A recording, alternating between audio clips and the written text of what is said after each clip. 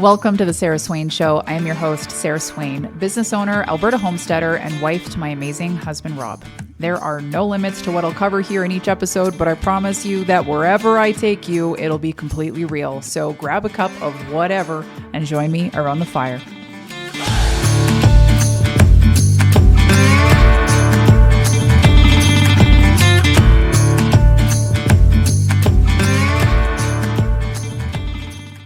All right, we're doing a little batch recording today because there's so many things that I wanted to share with you, and decided to just turn this one into its own episode. And if you're listening in order, my hat has come off because I am too hot. So now we're serious bitch bun in right now, because now we're going to talk business. If you listen to episode 1, I basically cried for about 55 minutes straight. At least that's what it felt like. The reality of hardship that can be involved in the world of entrepreneurship is not usually the stuff that makes it to our feeds, because it's not sexy. And our brains tell us that if we tell people that we're struggling with things behind the scenes, or that we're actually finding things very challenging and hard, that we're going to lose credibility. And if we lose credibility, if we lose our authoritative status in whatever industry that we're in, then it's going to negatively impact our business. And there could be some truth to that. People may see you differently based on the world that you're navigating and just the season that you're in your life, and that's okay. But I guarantee you that people are also going to feel the ick coming off of you, even if you try and hide all that, because your energy is distorted because you're pretending. And I think people are able to see through that facade a lot easier than in the past. But nonetheless, it's still hard to give voice to. And one of the things that I'm going through right now is real money stuff in my world that one of my businesses has taught me. And the biggie is that I had absolutely, I should say, no idea what to do with money when it came in. No real grasp on what to actually do with money so that better decisions are made. There was definitely a pattern with me that money comes in, I got to find a way to get rid of it. But there's a real story there. And so the more money that came in, the more ways I would find to use that money. The frustrating thing for me is that the decisions that I made in my business, I believed they were all good decisions being made. I think a lot of people can get themselves into situations with money because they're spending frivolously, and they're buying things and just pissing money away on stuff like that. That's a very real thing. That's not my truth, though. My business shit hit the fan financially for a couple of reasons. One, I just shared, money would come in. That could be $10,000 a month. It could be $80,000 a month. My brain would justify expenses continuing to grow in the business because there's more money coming in. So that meant that I would hire more people, or that I would play bigger when it came to strategic moves I was making in the business. I would spend more money to create better experiences for clients or event attendees. I would invest in high ticket coaching, high ticket fill in the blank. And all of those things were for the purpose of continuing to grow the business. So there is a little bit of compassion that I have for myself, because I wasn't just being like, oh, let's go buy things. My husband and I lead a very, very simple life. We're very blessed with the home that we have, but I think most people would be surprised to know that our mortgage and our living expenses is are probably cheaper than about 80% of Canadians right now. And so the money that's coming out of the business is not going to fund our lifestyle, which was mistake number two, because I would never pay myself enough ever. And part of me a little thankful for that. I'm not going to lie, because had I actually been paying myself more, I would have got myself into more tax problems than I did already because I didn't understand tax implications from a corporation to like personal pay, payroll versus dividends. Like I didn't have a fundamental understanding of all of that stuff. So in a way, it was good that I paid myself very minimal out of the business so I wouldn't get hit so hard on the personal tax side of things because I got hit real hard on the corporate side of things. Third, I didn't want to look. And which is crazy because you think about there were periods in my business, especially over the last few years, where like money was pouring in and there were just a lot of things that were working well. Timing was great for a lot of things. Energy was right. There was really beautiful moments of alignment. It's just like, yes.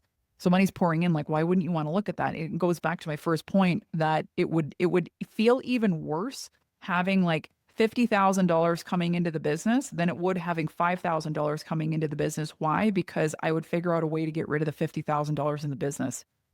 And I didn't want to acknowledge that. Oh, cool. We'll just go invest in this, or we'll just bring on this, or we'll expand the team, or there's a lot that I've unpacked in all of this behind the scenes.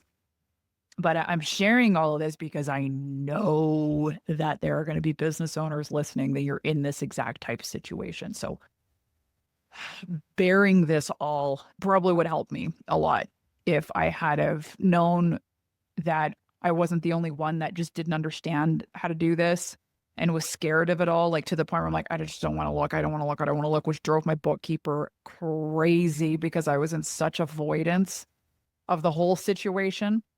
It's like you can't lead something that you don't know what it looks like. Like it's in hindsight, you're just like, well, no shit, all of this happened, right? But it's so real. This world that has been built up around us with this money system called fiat currency, which is our cash system. In a capitalist world, everything's available to everyone, which is the beauty of capitalism. There's no limit to where you can go and what you can do and what you can build and what you can grow. The downside to the cash system is that we're not taught how to actually win in it. And most of us were raised in environments where money just wasn't talked about, kind of like politics, right? We're just like, no, no, we don't talk about money. We're like, is there something bad with it?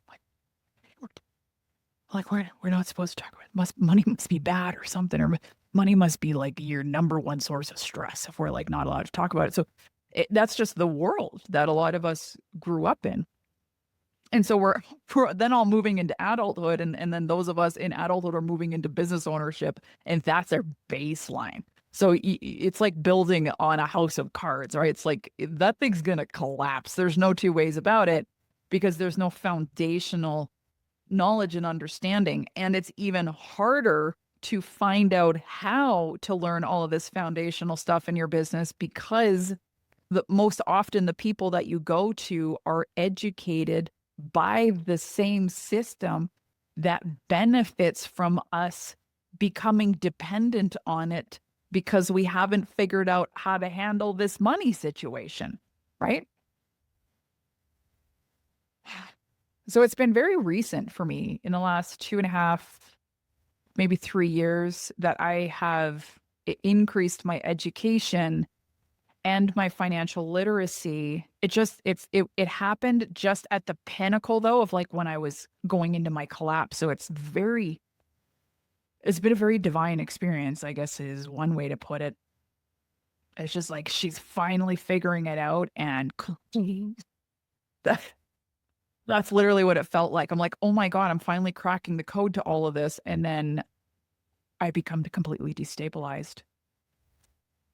So it's been a whirlwind to say the least, but also a point of some seriously sacred rage that all of this information is available to us, but no one knows where to find it. No one knows who to talk to, because if you go into your bank and ask to talk to a financial advisor, all they're going to do is push bank products on you, which my personal belief is the more power you give the banks, the more money you are making for the banks, and the less you are actually giving your own investments the best opportunity to work in your favor and get that money starting to work for you. And then there's the whole other conversation of the de-dollarization that is happening right now with our Canadian dollar. It is devalued almost to the point of being worthless. The currency itself has only been around for roughly a century. The US dollar was around 1913, which, oh, if you want to put your tinfoil hats on with me for another episode, I will absolutely go there with you. But our central bank system invented this cash system, this currency. You'll start to hear a lot of people say that's not money, that's currency. And that's true, because money has intrinsic value. Our cash system does not have intrinsic value, which means if you hold a $5 bill, Canadian dollar bill in your hand, and you hold a $100 Canadian bill in your hand, intrinsically, those two bills are worth the exact same. But the government has said this one's worth 100, this one's worth 5. So we're like, this one's worth 100, this one's worth 5, because the government said so. And we keep trusting that. And that's why the cash system continues to operate based on nothing other than the fact the government said this is what we used to transact with one another. This is what our legal tender is. And then the rest of us go like, we trust it. That's why our cash system exists. So you want to talk about a house of cards? Ugh. There's nothing that's actually backing the value of what is on that dollar bill. In Canada, if Americans are listening, we got plastic in our bill. So you guys still have the greenbacks. It's just paper. We've got this poly paper, colorful Monopoly money crap up here in Canada. And so whatever it took to make that $100 bill cost-wise is actually intrinsically what that $100 bill is worth. There is nothing backing it. It's no longer backed by gold. It's no longer backed by silver. It used to be. Do your homework, guys. It used to be. We used to actually have meaning to our currency, and we don't anymore. There's a whole reason why the US dollar is the world's currency and why that used to be, because you used to be able to trust it. Anyway, I won't go there. I'll have that. Maybe I'll do another episode on precious metals. But this just specifically around fiat currency and not knowing what the hell to do with all this stuff. And it's hard to know what to do when you know that the money isn't real. And I know it sounds crazy to hear someone say our money's not real, but it's not. The government prints it. They print a value on it. They tell us that that is what it is worth, and we believe them and we trust it and we continue to circulate it. That's the only thing that makes our currency system real here. So what the hell are you supposed to do? What do you do when you know that the system is not set up for you to succeed because no one's teaching you the rules? You're just taught by whatever bank advisor you're at the mercy of, saying you should open up XYZ account, or you should get this type of bond, or you should make this type of investment. We're like, okay, we're going to trust you because we have no idea what we're talking about either. And I always compare this to going to the mechanic. There's a reason I don't go to the mechanic. My husband goes to the mechanic. I don't know what the hell I'm talking about. As soon as the hood opens up, I'm like, I know where the windshield washer fluid goes. Past that, if you're going to start talking to me about things that are wrong or right with my car, I'm going to be like, well, you're the expert. And then all of a sudden, I'm at the mercy of that individual. It's the same thing. When we go into the bank, we are putting way too much trust in the people who are telling us XYZ. Their job is to make money for the bank, not to make money for us. The moment that we understand that, We're just the beneficiary of the success of the bank, but the money that the bank is making off of our money that we're putting into the bank is exponentially greater than the little bit of interest that we're getting kicked back from the bank. When I learned, oh God, this stuff fires me up. When I learned that the reason why a bank can guarantee you interest, right? You might be thinking, like, how does a bank make money? Well, they're going to say, hey, put money in this account and we'll guarantee you maybe 4% interest, high interest. We're like, wow, 4%. The reason why they can guarantee us 4% is because they're taking our money that we're putting in that account, investing it into the market, making a return on it that is 3-4 times that 4%, giving us the 4%. We're like, yay, thank you. And then they keep the other 12. They keep the investment. They make the money off of our cash because they invested it, made a bunch of money off of it, and then give us a little bit back. Why? Because the average person doesn't know what to do with their money.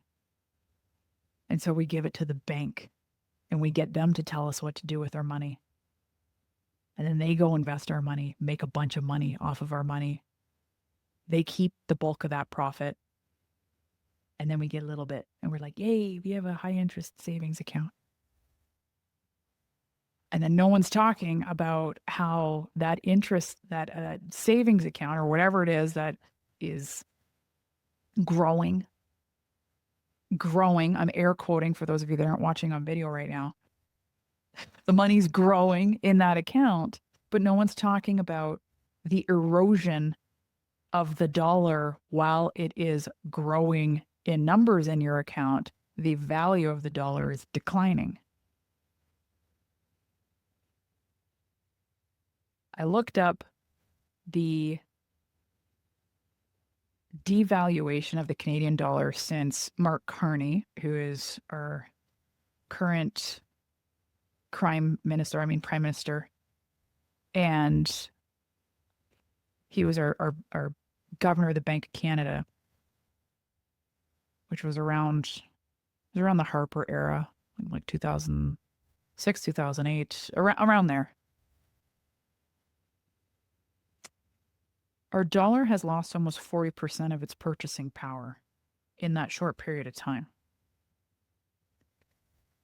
So in that period of time, if you've had an account that is accumulating X amount of interest, meanwhile, the value of the dollar has lost 40% of its purchasing power. Or don't quote me on these numbers, by the way. Go look it up for yourself. My point in sharing this is that the dollar is losing more and more and more value faster than we can actually build it in interest in your average interest savings account. So we think, oh, look, we're getting these little interest payments. Look at all the extra money that we're getting in our account. But that money doesn't get us as far as it could because it has now lost value. Why? Because of inflation. Why? Because the government keeps printing more freaking money. So the more money that gets put into circulation, the less value each dollar that is in circulation actually has. And we just passed one hell of a budget here in Canada. So to me, it's like, okay, great. We're just going to sit here and wait for our dollar to completely erode into the point where, in certain countries, their fiat currency, which, by the way, there's never been a fiat currency that has actually succeeded. 100% of fiat currencies in history have collapsed, by the way.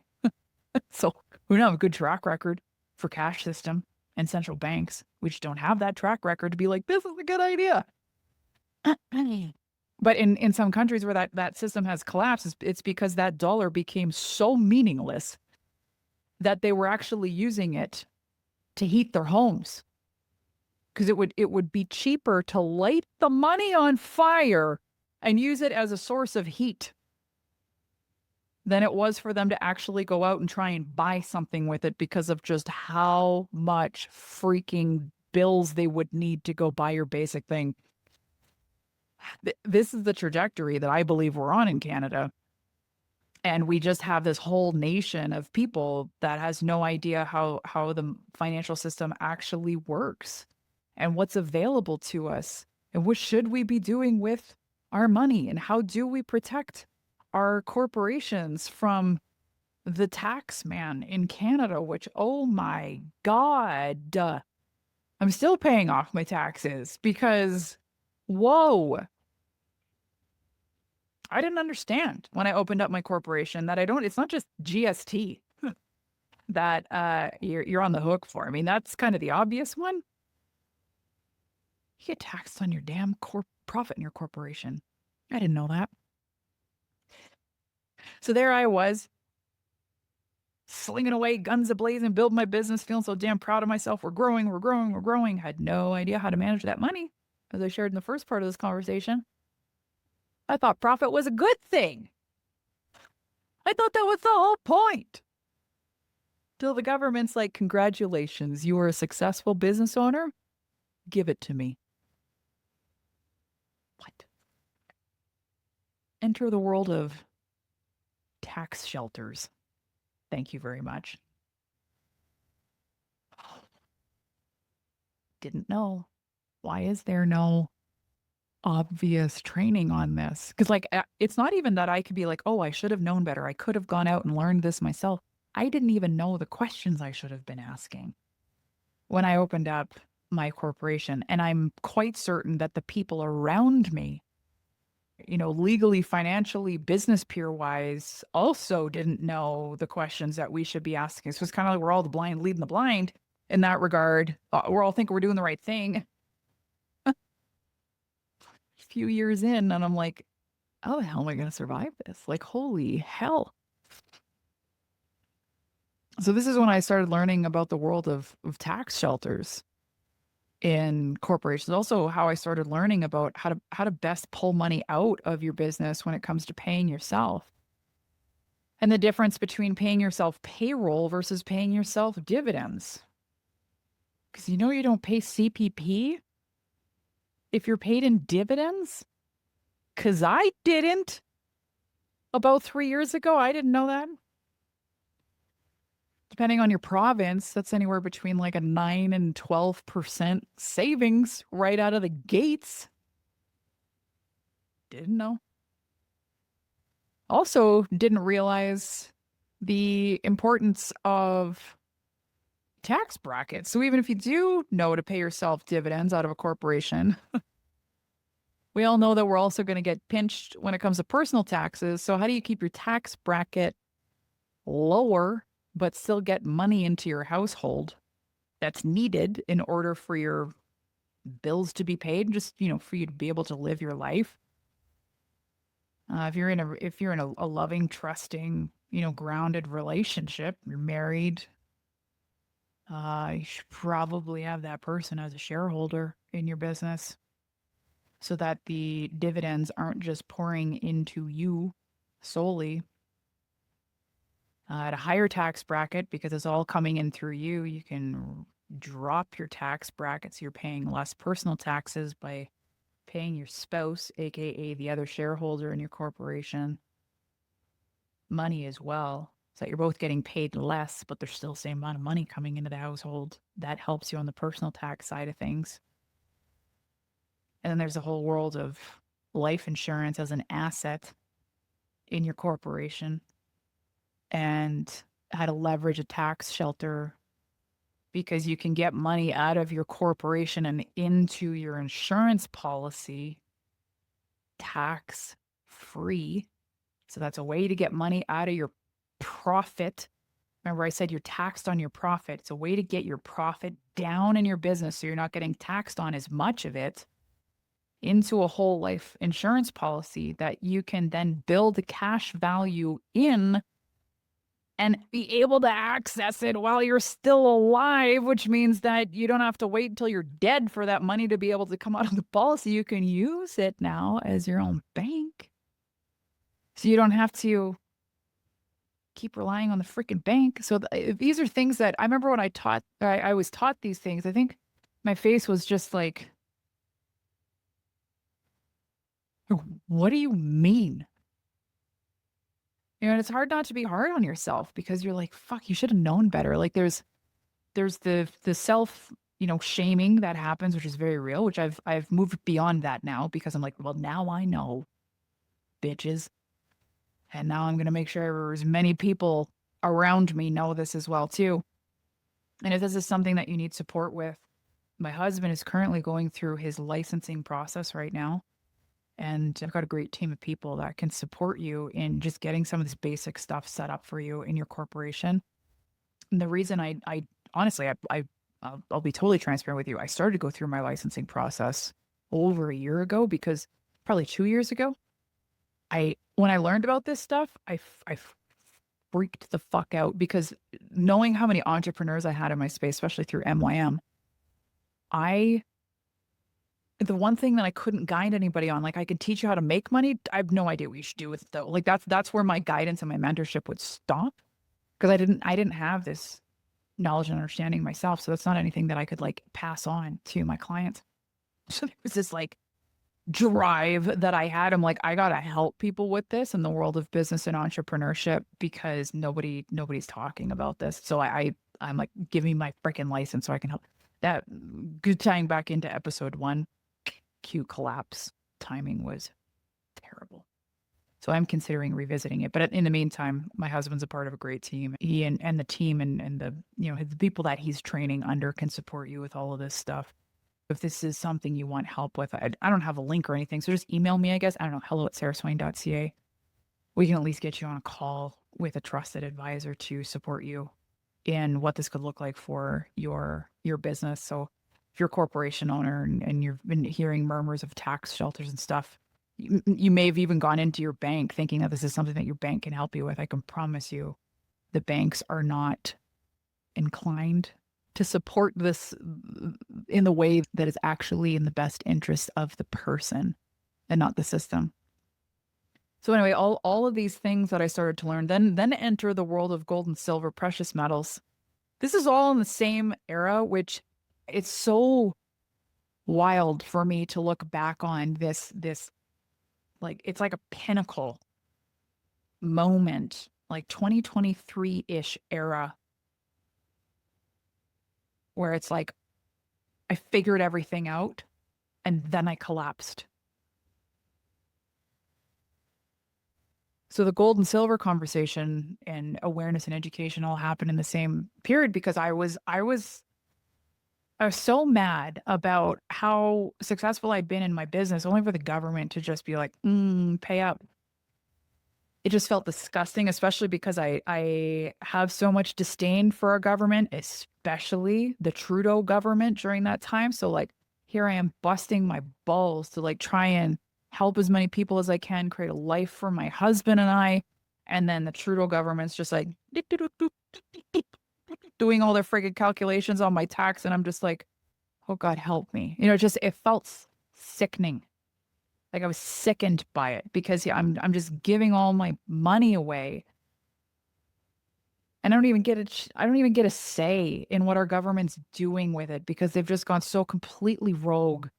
And I'm like, I feel like I'm funding wars. I feel like I'm funding domestic chaos. I feel like I'm funding an opioid crisis. I feel like I'm funding these horrific policies and indoctrination of all of these different things. And so it's like I was so peak pissed in this era that this is what made me start being like, we got to figure this out because this ain't it.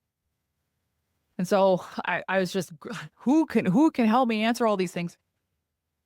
That's when I found the worlds of 7K metals. I've been with them for 2.5 years, both my husband and I, both actively building the business, but also just like benefiting extremely from the way in which we're able to purchase metals, actual metals too, by the way. A lot of people think that it's just digital assets. It's not. We buy actual metals with 7K. But this is what helped me realize what's going on with our fiat currency because I'm like, well, what do you mean that it's like better to have precious metals than it is to have cash? Isn't cash king? No, cash is not king because of what I shared earlier. It has no intrinsic value. The reason why cash is king ended up with the like being this like statement with a lot of weight behind it is because people were realizing that cash is king in comparison to plastic cards, where we have to access our money in the bank through a debit or a Visa or something along those lines, meaning cash is not physically in your hands. Cash in your hands is king. And so in comparison to cash in the bank, I would absolutely agree with the statement that cash in your hand is king over cash in the bank because at least you have it. What a lot of people don't realize is that only about 10% of what is digitally recorded. So think about all the Canadians and all of the money that they have in their checking. Let's just do checkings and savings. Okay, we'll just do basic, basic banking, checkings and savings. All the monies of all the Canadians in checkings and savings accounts across all banks in Canada. Who knows how many like billions of dollars that may be, right? Did you know that only 10% of that actually exists in physical cash form? Did you know that all of the cash that everybody thinks they have, 90% of it exists only digitally? Did you know that? Did you know that if you go into your bank accounts, into your bank, say you have $100,000 in an account and it's a checkings account, it's not locked in, right? It's not an RRSP or something that is inaccessible until a certain age or retirement or whatever. It's in your checkings account. Give me my money. It's my money. Nope. Why? Because the money doesn't exist. If everybody and so if you go ask for that, they'll be like but whatever the bank policy is, depending on the size of the bank, the location, whatever, they'll say, "Sir, ma'am, we can't give you that $100,000, but we can give you $1,500 of that, or we can give you, I've heard as high as like $3,000 or $5,000 of that." What do you mean? That's my money. Give it to me. We can't do that today for you, ma'am, sir. That's my money. Give it to me. Why can't they give it to you? Because it doesn't exist in cash form. This is why if everybody were to go to the banks tomorrow and say, "Give me my money," the whole banking system would collapse across Canada. All of it would be done. And you would probably end up with a civil war because people would realize that the money doesn't actually exist. And so you have all this money on your checkings account statement or your savings account statement. It doesn't exist the way that you think it does. There isn't just these big vaults where if everybody that banks with RBC, say RBC Canadian Holdings and checkings and savings accounts is, I don't know, $1.5 billion across Canada. You think that there's an RBC vault that's just sitting there with your $1.5 billion in there? It doesn't work that way. Only about 10% actually exists in circulation and within bank vault systems. So, hello, why would I want my money sitting in a bank account? So, again, like the financial awakening that I went through in 2023 was it really does for me rival the awakening I went through with COVID, which is saying a lot because COVID flipped my worldview on its ass. And so just 3 years later, I'm having my worldview flipped again because I have now awakened to the central bank system. This is why it's our personal preference to have extra monies diverted into things other than a flippin' savings account, aka precious metals. I'm a huge fan of a little bit of this, a little bit of that, a lot of this, more of that. And everybody's portfolio is going to look different. I am not qualified to give you that type of advice. You're going to want to speak to some sort of investments advisor or a portfolio manager. That's not our realm. This is only our experience. But even with banks, can we diversify the banks? How many banks we actually use to transact? again, if you're someone whose eyes opened during COVID, then your eyes really opened to the reality that the government has the ability to freeze your bank account. And if the government can freeze your bank account, and that is the only bank account that you have access to, you are in some deep shit. And so, again, all of these things kind of crashing in around one another, it was destabilizing to say the least. But it was also really empowering to learn all of this stuff and then be like, okay, so we're not hopeless. Like there's actually things that we can do. So this is why when we know that fiat currency actually doesn't exist the way that we think it does, it feels really good knowing that if I have $100 and I put it in $100 worth of metals, then the metals in fact exists. And the metals have intrinsic value. Precious metals have intrinsic value. I mean, you hold a chunk of metal in your hand, it has value. We hold a 5-cent nickel in our hand. Non-precious metal coins, paper, plastic money. There's no intrinsic value in any of that. The freaking penny. Guys, they took that away from us for a reason. Why? Because copper was becoming too valuable. Oh, God, what a freaking trip. What a nightmare. I get asked a lot about crypto. I'm not a crypto person. We do have crypto, but I'm not a crypto person, as in, like, don't come to me with your crypto questions because I don't fucking know. But from a diversification standpoint, does it help and does it feel good to know that we've got a little stash over here in some crypto assets that I believe will yield long-term positive reward? That feels good. Again, we never know what's going to happen with anything. I'm so not a crypto trader. Like I'm not a sell when it's high, buy in the dip. Like that's just my nervous system was like, no. I think this is gonna have some promising long-term benefits here. So we'll just throw a chunk of money in there. We'll just keep an eye on. So I'm not your crypto gal. Do not ask me questions about crypto. There's lots of people out there that do that. It is a very different world. But again, it's like, okay, let's diversify. Let's just make sure we're not putting all of our eggs in one freaking basket.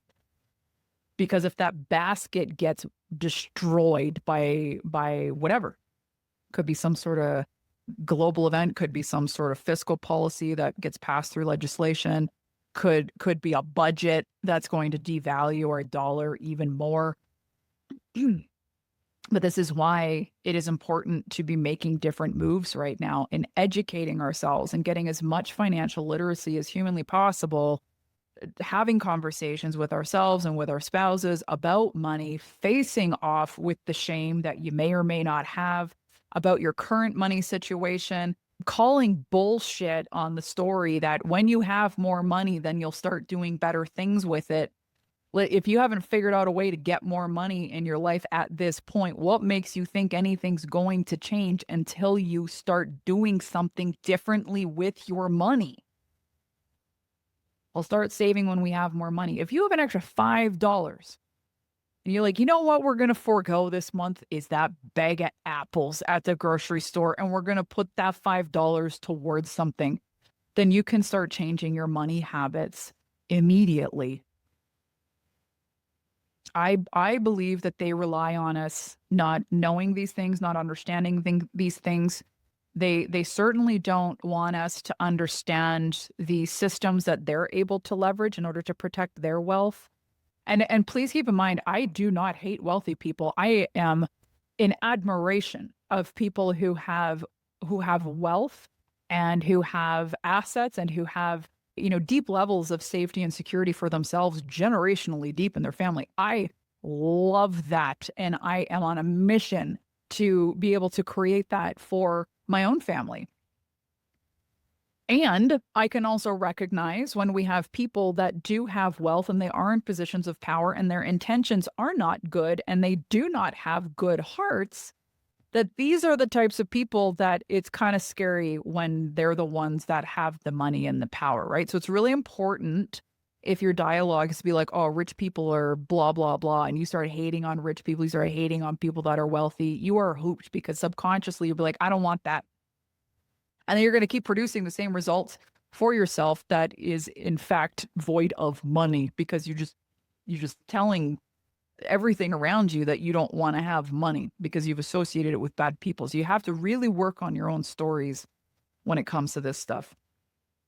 But we can also be like, well, what are these people doing in order to protect all their assets, in order for their wealth to grow, in order for their corporations to constantly be jumping through these hoops of never really having to pay large tax bills? Like, what are they doing?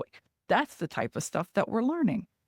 So one of my friends, he always says, you can't win the game if you don't know the rules. And so if we're going to be a part of the system, which the way that I look at it, I've got people in my life that are absolutely in the sovereign process. And if you know what that means, then you know what that means. If not, enjoy the rabbit hole. Because it'll smash your worldview into a whole other freaking stratosphere. So just buckle up for that one. The sovereign process is a deep one. Maybe I'll bring someone on. I know someone I can bring on to have this conversation, actually, but we won't go there today. But my point in sharing the sovereign process, unless you're going to go through that sovereign process and completely eliminate yourself from the system and lead the life that is required in order to operate that way, then you are still in the system. Everyone could be like, fuck the system. I don't play by the rules. Da, da, da. We're still in it. We have driver's licenses. We have SIN numbers. We have passports. We have home insurance. These are all the matrix things that are the thread that holds our society together right now. That's the matrix. We're living in it. Our job is to figure out how to use it to our advantage. Not to say, no, get it away from me. So like, no. I'm going to freaking play chess with your bullshit rules. And I'm going to start making the system work for me. That's what we're doing when it comes to figuring out actual financial literacy. Financial literacy is not just, oh, I'm going to make sure that I'm putting X amount of money in a savings account every single month. It's not that that is intrinsically wrong or inherently wrong, I should say, sorry.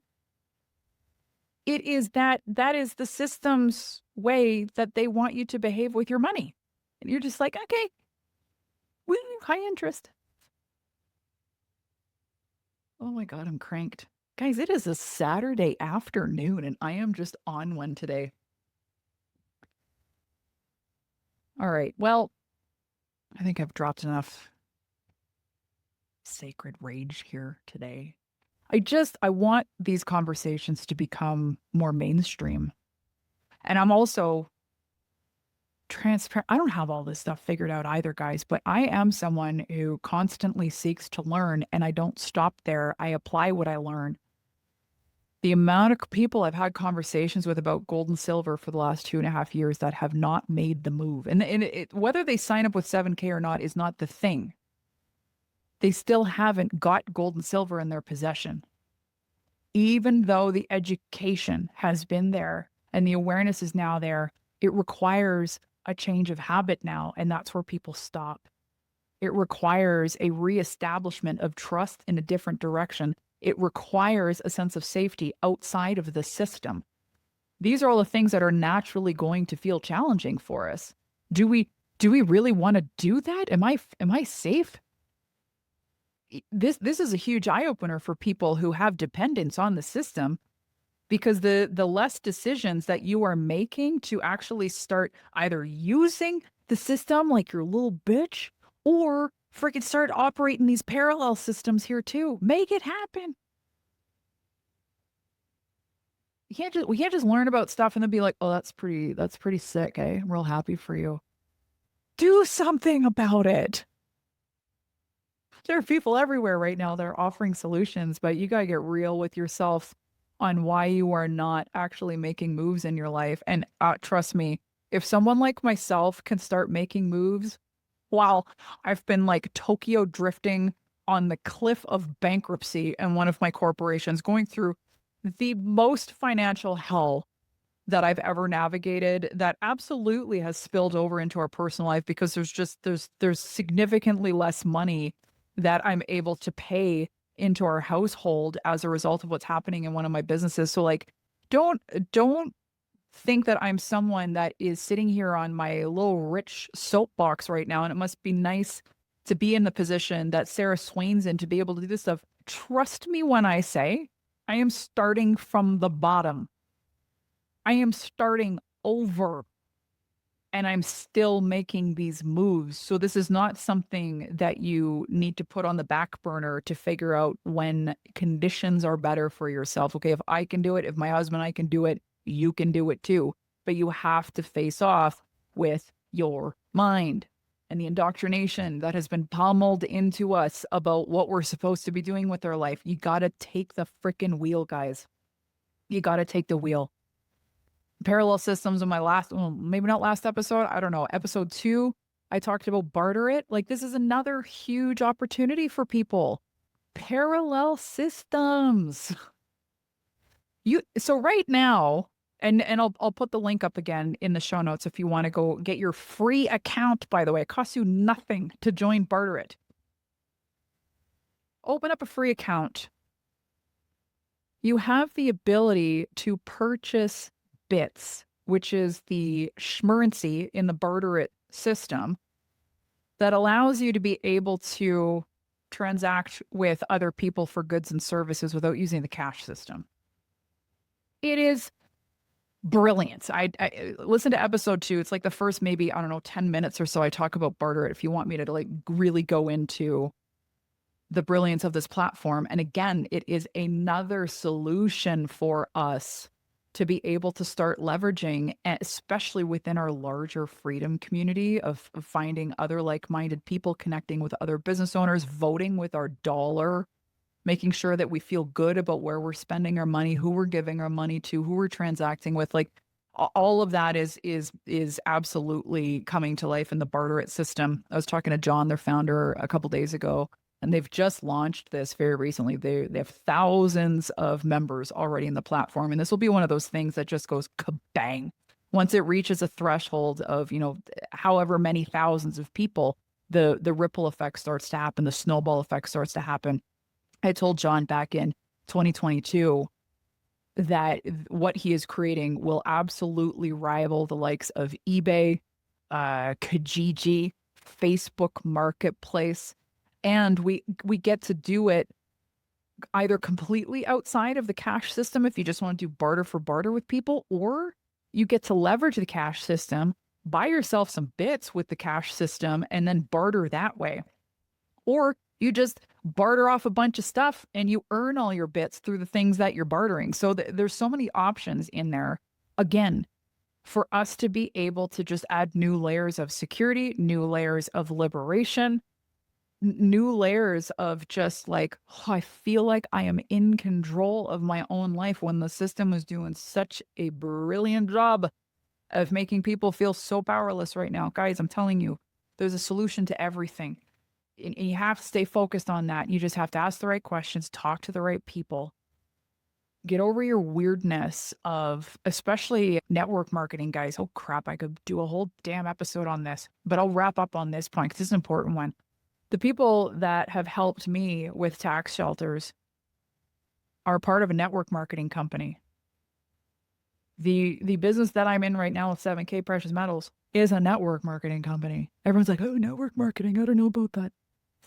How about this? How about the system works overtime to make us turn an eye away from network marketing businesses because of the liberation that is accessible for people within that type of model. So instead of being weirded out that your friends are with network marketing companies, start asking them how they have the courage to be with a network marketing company, knowing the stigma that exists, the incorrect stigma that exists about network marketing companies, so that you can get over it yourself too, and actually either invest in whatever product or service your network marketing homies are selling, or you get into the industry yourself and you start creating a livelihood for yourself outside of the damn matrix. Set yourself up a corporation, put a tax shelter in there, and friggin' live happily ever after. We're going to end it there, guys. Thanks for listening. We'll see you next time. Thanks for listening to today's episode. Don't forget to leave a rating and review on Substack, Apple, or Spotify to help me reach more listeners. If you want to connect, find me at www.sarahswain.ca or at IamSarahSwain on Instagram. I appreciate you being here, and I'll see you back here soon.